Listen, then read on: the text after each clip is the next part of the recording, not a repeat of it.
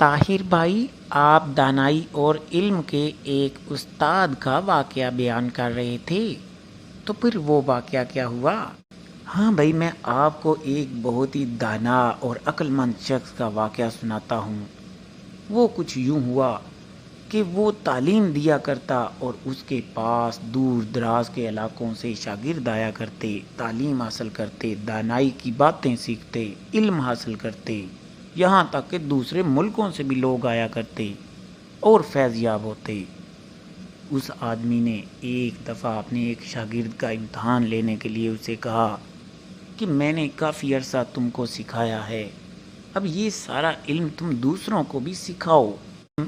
تو اس کے امتحان کے لیے اسے ساتھ لیا اور بازار میں ایک لوگوں کے ہجوم میں جا کھڑا ہوا اور اس نے کہا کہ ان میں سے چند لوگوں کو کوئی نصیحتیں کرو۔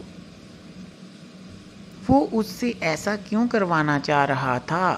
آخر وہ کیا چاہتا تھا؟ وہ یہ چاہتا تھا کہ آیا کہ یہ لوگوں کو کس طرح تعلیم دے سکتا ہے یا علم پہنچا سکتا ہے۔ ظاہر ہے علم حاصل کرنا الگ بات ہے، اس کو دوسروں تک پہنچانا ایک الگ بات ہے، یہ ایک فن ہے۔ تو وہ یہ دیکھنا چاہتا تھا کہ وہ یہ کام بأحسن طریقے وہ کر سکتا ہے یا نہیں کر سکتا۔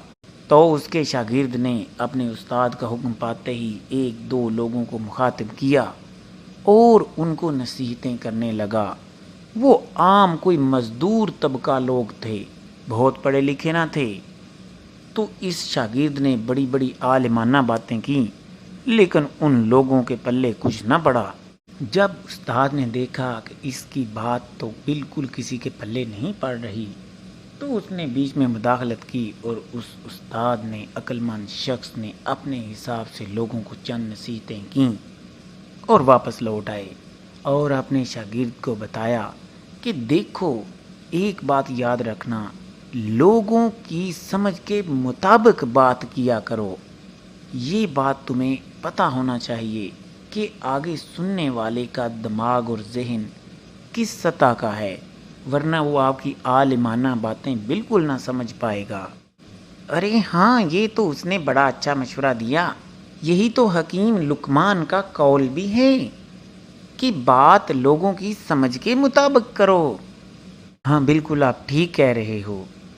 علم کا ہونا الگ بات ہے اور علم کو دوسروں تک پہنچانا ایک الگ بات ہے۔